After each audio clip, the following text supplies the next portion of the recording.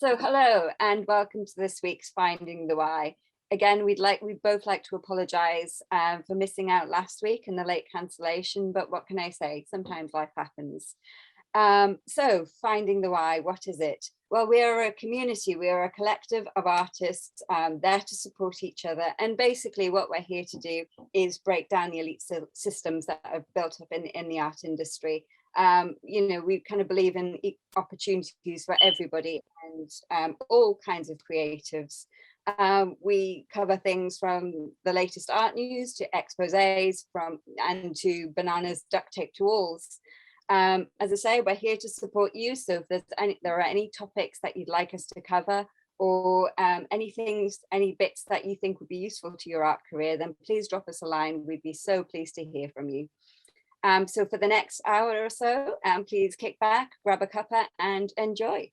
So this week, we are going to, as it was, I think it was National Dog Day, we're going to be covering all things canid and basically just have a little bit of fun with the format this week. We absolutely adore animals here. I have a dog. I have a cat as well, so I'm a bit sat on the fence. I know, Kirstie, you have a cat as well, don't you? So. I do. So yeah, we are great animal lovers, and yes, you might find that kind of, our show is kind of sometimes heavily influenced by animals, but there's nothing wrong with that, I don't think. So anyway, without further ado, Kirstie, please tell me how your week's been. I've had completely insane week, highs and lows, like no in between.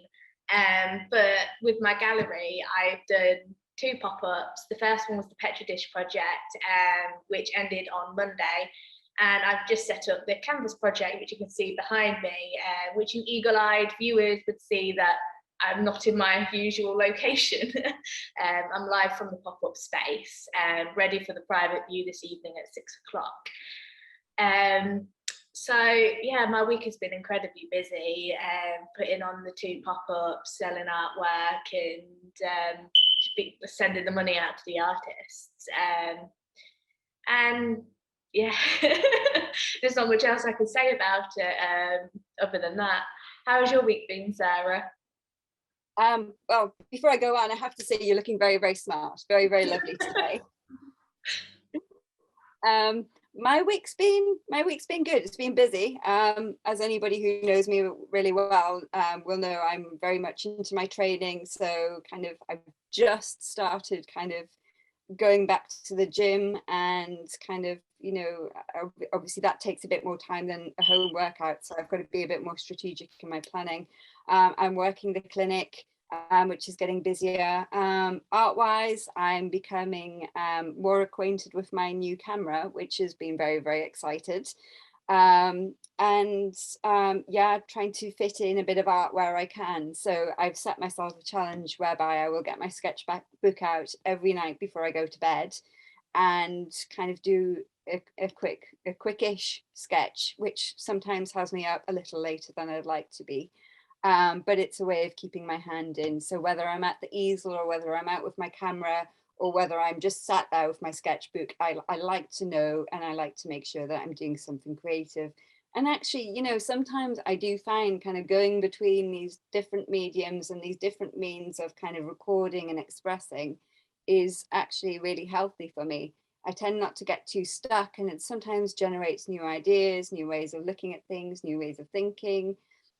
Even kind of, if you're going for emotional stuff, it can just kind of help take the edge off that, because of course we invariably engage in these things through a means of catharsis as well. So yeah, art is just great for all sorts, really.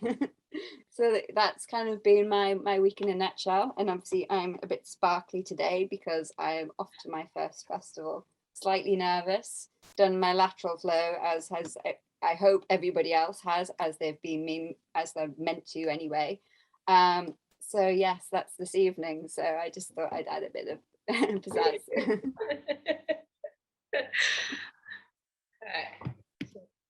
So if you'd like to lead us in the first article, Kirstie. I shall. So this first article is from Bark Post. Love the name of the site, first and foremost. But it's about paintings and artworks that are inspired by the dogs of famous artists. So what you're seeing on the screen here is Andy Warhol and his Duchamps. I don't know how to say those dogs. I'll say brown dogs. We then have Jeff Koons, who has a 4 foot, 3 foot flower sculpture of a dog that's out in the open, based on his puppy. Then we have the Pompeii drawing of a dog, which was discovered and put on as a mosaic. And finally, at the bottom, we have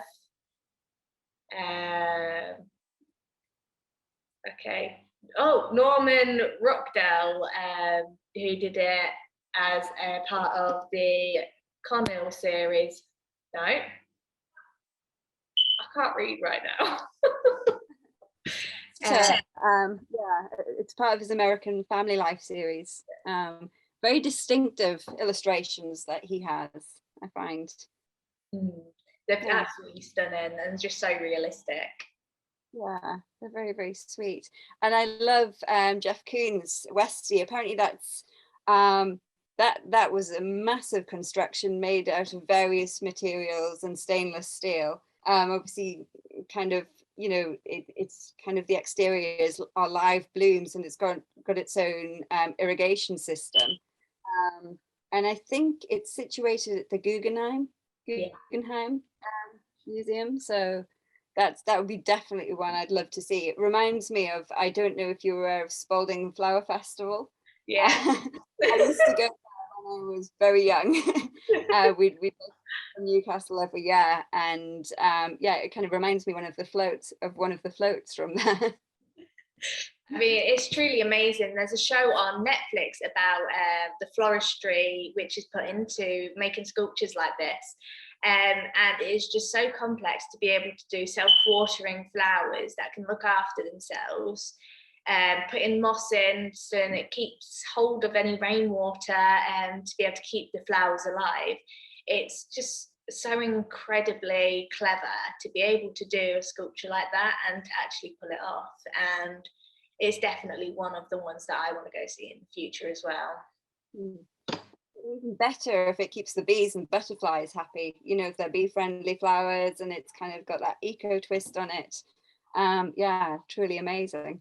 But this, you know, kind of looking at it, this kind of subject, there are so many artists that are inspired by their animal companions. I like to call them animal companions over pets, because it kind of it gives them their own kind of their own being in their own right. Do you know what I mean? They're not just ours to own.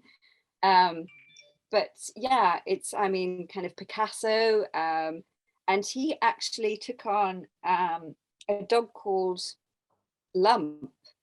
There was another dog that he took on from another artist, and he became very, very kind of about this dog. It was kind of his, I suppose, one of his more steady relationships, shall we say, because Picasso had a bit of a reputation with the women, I think.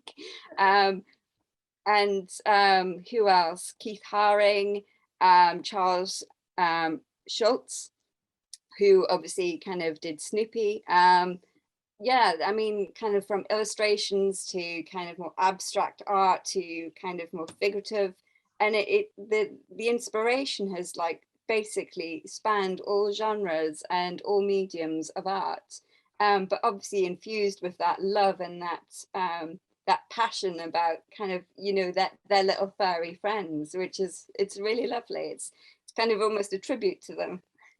It is. It's amazing how an animal has touched so many hearts and have gone into so many different mediums and in their own rights, their own characters. And it's just so amazing to see. I mean, even on this one, the dog's playing poker, and that is by Casas Marcesos, which is one of 16 oil paintings. It's just so iconic. People know this painting, and it's just so witty, but also it's also got that realistic element to it.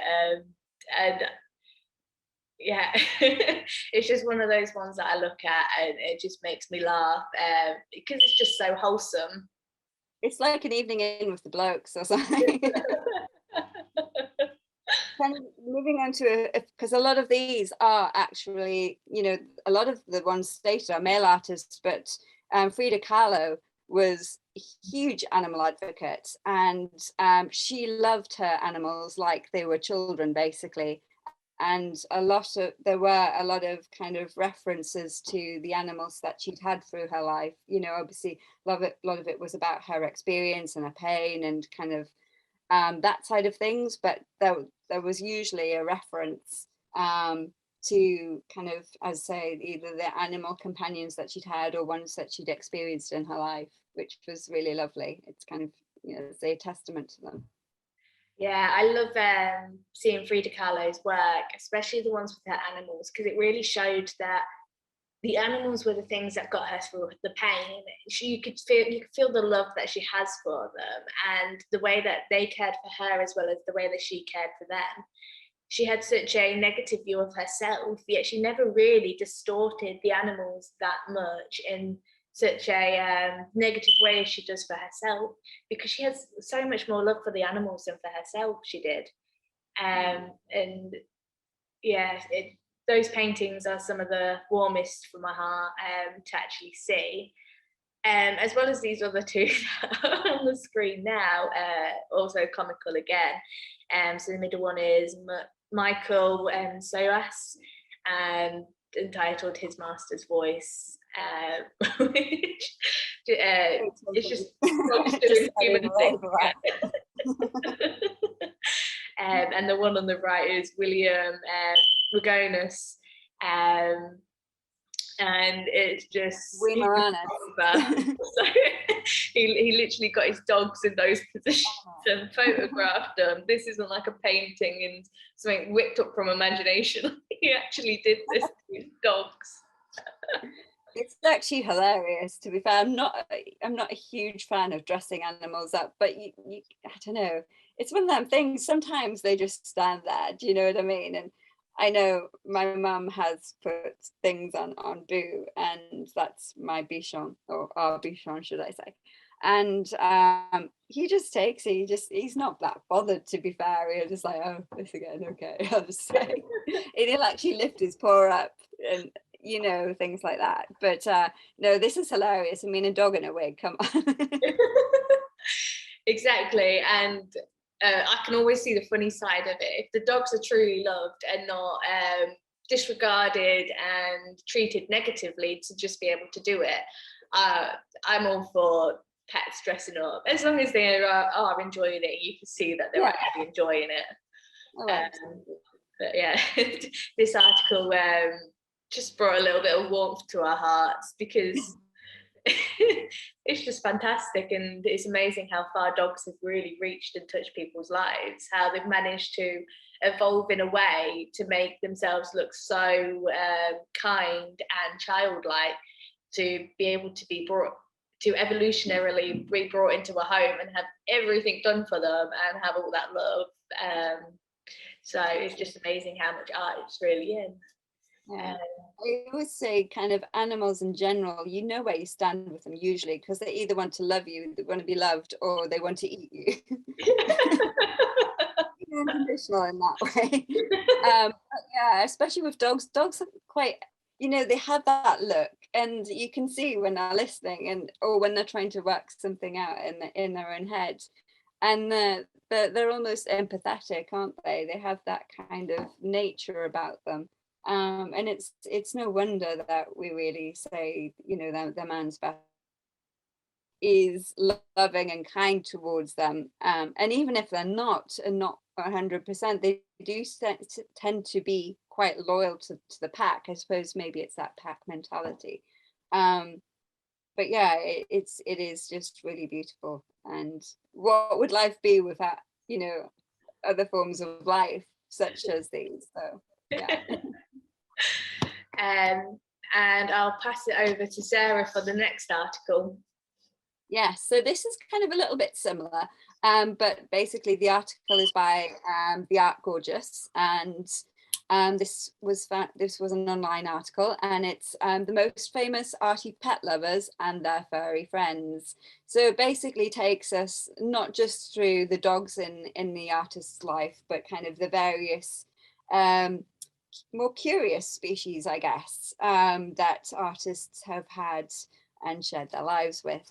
So to start with, apparently, and I found this really interesting, was Leonardo da Vinci.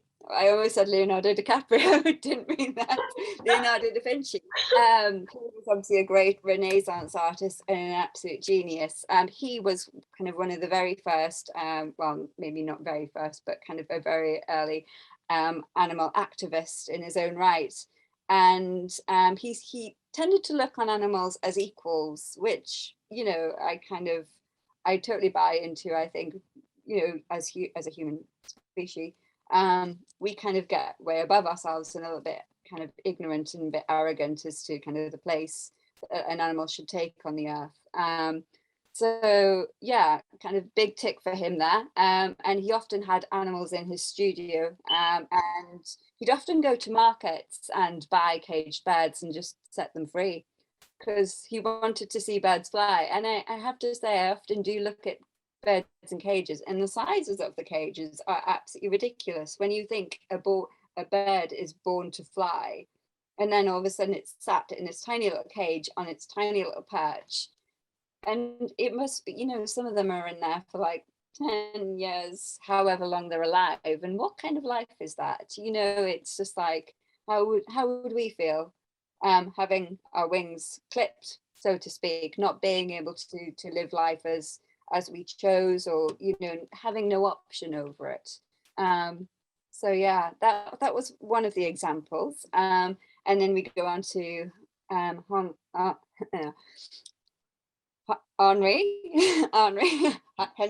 Henri Matisse, who was, let's see, he had cats, and one was called Minouche, one was called Kusi, and the other one's called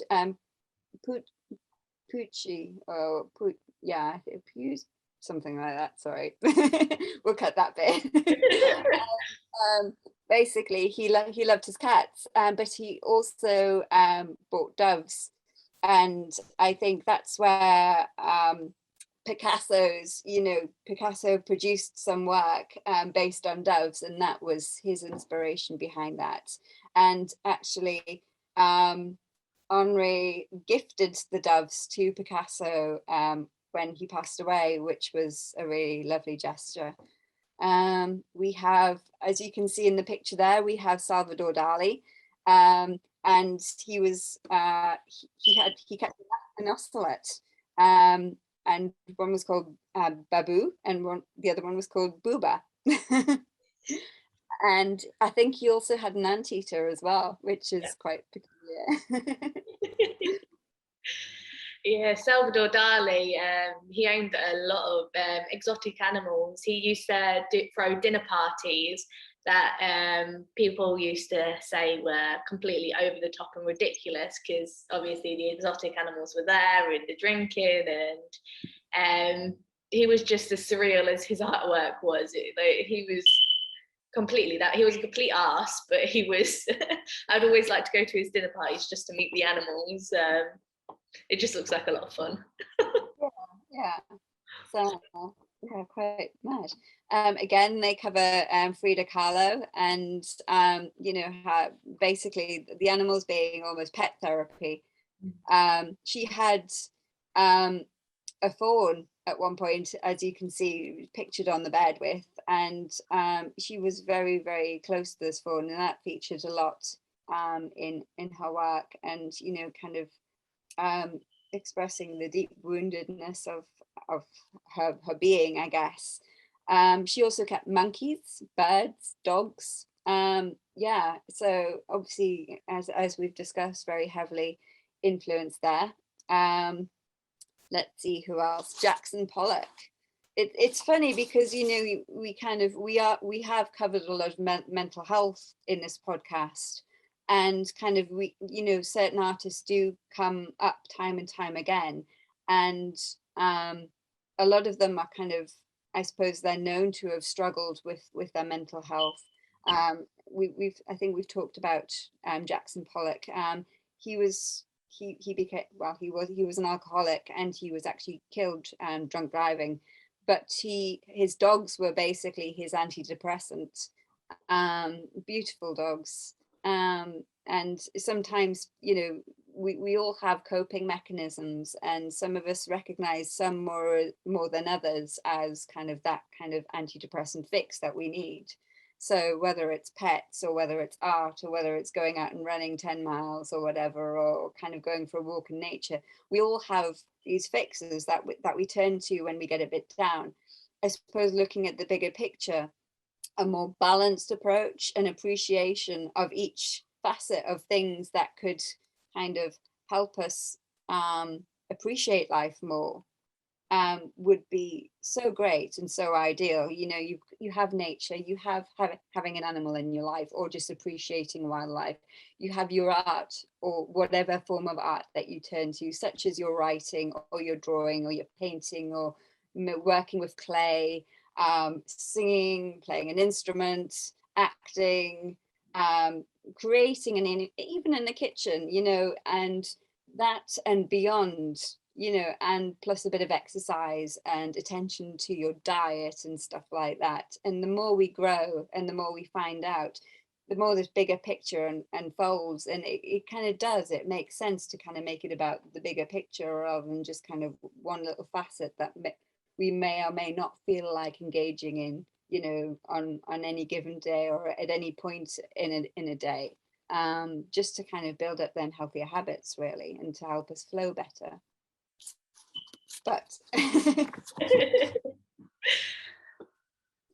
there are many more artists. I don't want to have a say. So the other one that I really enjoy is Ai Weiwei and his cat at the bottom with the blue picture. He's just such a advocate, and has been in trouble with the law because he's standing up for himself and his people. And just a picture of him sat at home cuddling his cat. It's just so wholesome. But yeah, there's this, really, animals are antidepressants. And my cat has always been one of my lifelines when I'm so down, because she just goes there and she has unconditional love for me. And it's like this for a lot of artists. As artists, we are sensitive, and we are more likely to suffer with some form of mental health, as well as being more likely to be left-handed or having a learning disability or anything like that. And that is mainly because creativity is what makes us tick. And without the creativity, we don't tick. And that's where our animal companions do come in, and just help lift our spirits and give us something to be able to have to look after, to be able to keep yourself going as well as this animal going. And it's just beautiful to see that people have so much love that they love them so much that they feel the need to be able to draw them, to be able to paint them in any other mediums. And it just goes to show, it really doesn't matter if you're making artwork to sell. Sometimes you have to just take that out your mind and just draw the things that you love, whether that is your animal that you have at home, because you never know where that's actually going to take you. And it will give you that little bit of happiness and outspurt that you feel like you need to do. And yeah, it's just so amazing to be able to see that artists really do have such an affiliation with animals. And I think it's because we are almost in tune with the animals, because we have the kindness, we have the care, the love, and all the positive stuff that our pets have for us. But yeah. Yeah. What I love about Ai Weiwei is that he is a proper animal activist, and he loves his cats so much that basically his home has become a bit of a sanctuary for cats, and it's ever growing. And not only do people bring cats to him to look after, but cats just turn up on his doorstep. It's like they know where to come, they know where they're going to be well off, you know. It's beautiful. He obviously has such an affinity with, you know, the feline species. But yeah, sorry, go on. So you go first. I was just going to say I love Murakami's work, and obviously I think obviously he's actually got a page on Instagram that's probably worth checking out as well. A couple of the latter ones, they have got Instagram pages, and it's always nice to see kind of the pictures of artists and their animals, and it kind of, you know, how they interact in their daily life. I know, kind of as an artist myself, and having a cat, the artist's cat, and a dog, they're very often kind of around me when I work. And sometimes if I'm at the easel or kind of working with something kind of close by, then, you know, cats being cats, they look for a warm spot, and I often end up with Nuru on my knee while I'm working, which is it's just really, it's lovely. It kind of feels safe, and just, you know, it becomes almost part of that part of the experience when you're creating as well. It's so true. The animals just want to get so involved because they're so curious at what you're doing. With any of my large pieces, I'd strip the living room, throw it all out on the floor, and next thing you know, my cat would be like eating the ink or knocking some ink across, or just sat there staring at me like, what on earth are you doing? And most of my artwork, especially my abstract work, there will be a cat's paw or something in there because she's chosen to stand on it or lick it or something, because she's just so curious. That's perfect. Kind of addition you want, really, unless you're doing a commission and it's an oil portrait or something. Maybe the full print won't go down so well, I don't know. I remember I did a residency at Castlebury Park in Watford for a week, and it was just so funny because I was working outside on the garden area on the patio, and all of a sudden this very happy wet boy just come bounding, and his paws went all over one of my drawings, and I was so proud of this, and the owners were like really, really embarrassed by it. But I was like, no, it's fine, he's collaborating. And to this day, I still have this artwork with all these dogs' paws in my living room, entitled as a collaboration with the dog. That's great. So I'd hope to kind of introduce the pets, but they're off doing their own thing. So my animal friends. Yeah, and obviously you can't have Luna in your gallery at the moment, I guess. So maybe soon. Yeah. All right, what are we doing next? I can't remember. Yeah, I think we're going to go straight to the challenge, aren't we, this week? Yes. Just kind of, as I say, because things have been a little bit complicated, but we're taking it a little bit easier on ourselves and just kind of chilling a bit. As I say, we'll be back next week with a great podcast, and the following week we have a special guest. So yeah, for this week we're just kind of just having a bit of fun, and yes. So obviously, because I'm out of my regular location, we don't have to spin wheel today, and I have very limited resources with me. So this week I'll be using ink pens. I have green, blue, black and silver, so I can do some nice little sparkles on it. And we're drawing dogs, aren't we, this week? Yes, I think so. Here I am with my pencil. I wish I had a silver pen. I probably do somewhere, but I have no idea where it is. So I will get my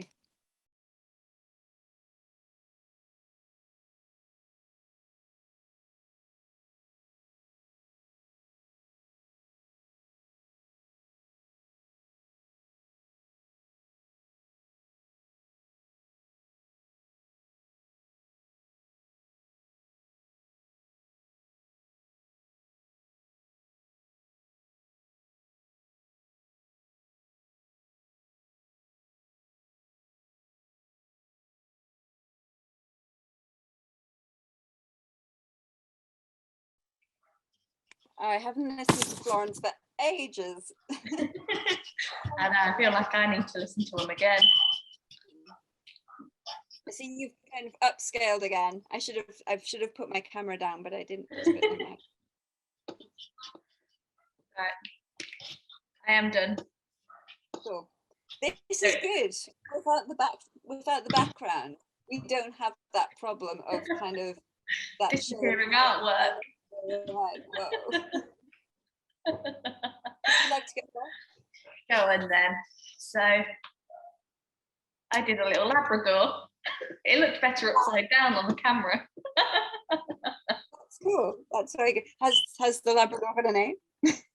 I'm going to call him Labradoodle.